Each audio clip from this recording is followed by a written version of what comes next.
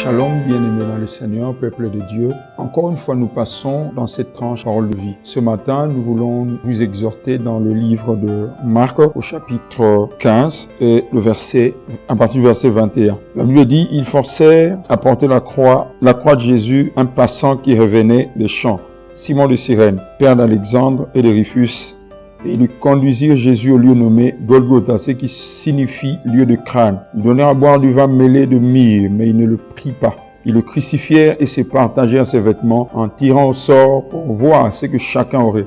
C'était la 3e heure quand ils le crucifièrent. L'inscription indiquant le sujet de sa condamnation portait ces mots devant les Juifs. Ils crucifièrent avec lui 2 brigands, l'un à sa droite et l'autre à sa gauche. Ainsi fut accompli ce que dit l'Écriture. Il a été mis au nombre des malfaiteurs. La Bible parle de la crucifixion de Jésus. Les commentaires bibliques disent que en ce temps-là, il y avait plus de 15 000 crucifiés.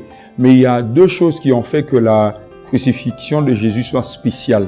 La première chose, c'est que tous ceux qui étaient crucifiés en ce temps-là étaient coupables, mais seul Jésus était crucifié innocent. Et la deuxième chose qui a fait que la crucifixion de Jésus soit spéciale, c'est qu'il était le seul à être crucifié avec une couronne. Comme c'était pas de principe de crucifier quelqu'un avec une couronne, c'est que les soldats romains sont allés prendre la mesure de la tête de Jésus et ils ont confectionné une couronne comme pour dire que la couronne ou la mesure de la couronne est proportionnelle à la mesure de la tête. J'aimerais dire à quelqu'un que nos difficultés sont proportionnelles à notre foi. Tu ne seras jamais éprouvé au-delà de ta foi. J'ai dit à quelqu'un que personne ne peut voler tes bénédictions. Si quelqu'un veut voler tes bénédictions, il doit aussi voler tes difficultés. Parce que si la couronne des épines est sur mesure, la couronne de gloire aussi sera sur mesure. J'aime la Bible, j'aime la parole de Dieu. Donc, j'aimerais faire un commentaire pour dire ceci. Chaque fois que tu veux être éprouvé, c'est comme si Dieu vient prendre la mesure de ta foi et il prépare les épreuves par rapport à la mesure de ta foi. Voilà pourquoi bon nombre de gens disent que Nakufananga, Nabibananga, mais ils se rendent compte que Naokufate. Dieu nous fait passer par des épreuves pour 3 raisons. La première, il veut que le diable sache qui nous sommes. La deuxième, Dieu veut que les contemporains, notre environnement, que les gens qui vivent avec nous sachent qui nous sommes. Et la 3e raison, Dieu veut que nous sachions qui nous sommes. Je te fortifie encore ce matin pour te dire que tes épreuves sont proportionnelles à ta foi.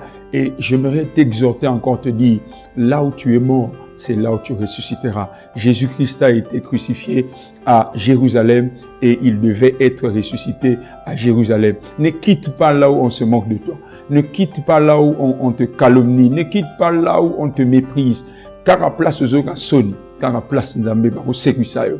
Car à place bazo boakisayo. Car à place nde bako betelo maboko. Ce que tu vis, Dieu l'a préparé. Tu ne mourras pas. Cette épreuve ne te tuera pas. Ces feux ne te consumera pas. D'ailleurs, Dieu, avec Meshach, Shadrach, Abednego, il s'est manifesté dans le feu.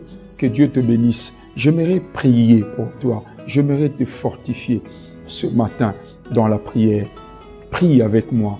Père Céleste, au nom de Jésus, je sais que tu ne m'as pas abandonné. Tu es avec moi. Tous m'ont abandonné. Tous m'ont laissé tomber. Même ceux-là que j'ai aidés m'ont abandonné.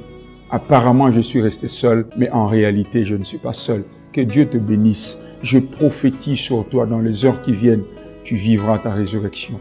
Si tu es à la croix, sache que dans quelques heures, tu mourras. Mais sache aussi que dans 3 jours, tu ressusciteras. Que Dieu te bénisse.